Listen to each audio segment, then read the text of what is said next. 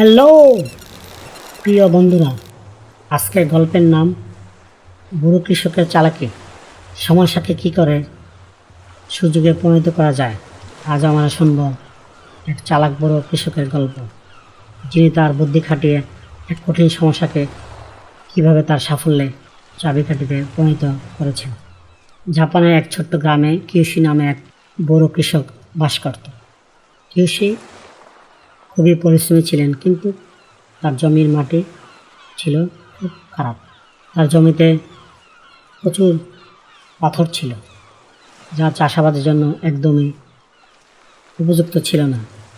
কৃষি যখন তার জমিতে কাজ করত, তখন গ্রামের অন্য প্রতিবেশীরা দেখে হাসত। তারা বলতো, কৃষি, তুমি কেন এই পাথরের জমিতে কাজ করে সময় নষ্ট করছো? এই জমিতে ভালো ফসল ফলানো অসম্ভব।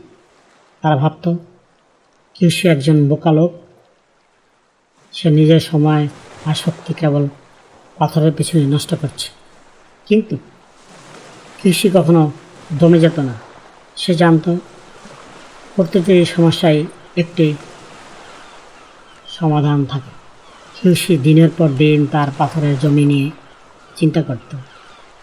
সে ভাবল কীভাবে এই পাথরগুলোকে সরাবে। তারপর হঠাৎ তার মাথায় এক চমৎকার বুদ্ধি এলো।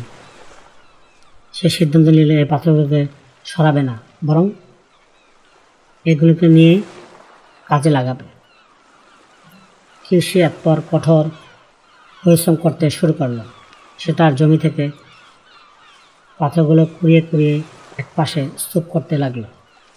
তারপর সেই পাথরগুলো দিয়ে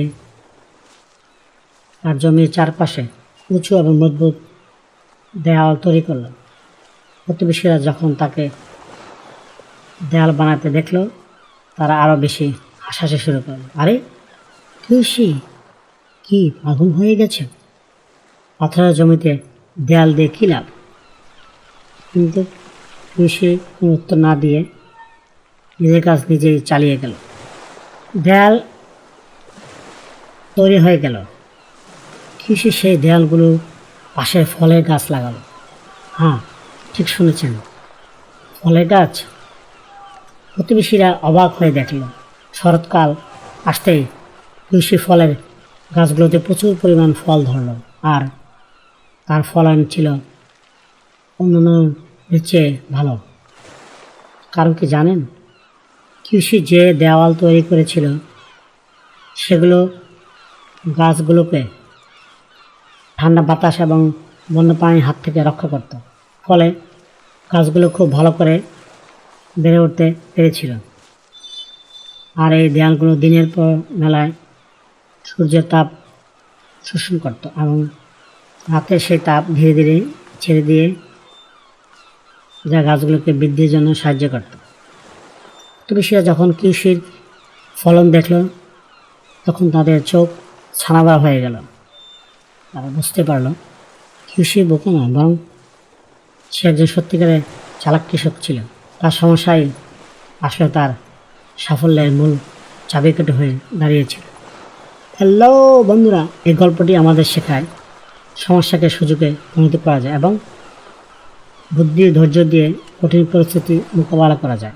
কোনো বাধাকে অসম্ভব বলে মনে করা উচিত। আজকের গল্পটি কেমন লাগলো কমেন্টস করে জানাতে ভুলবে না।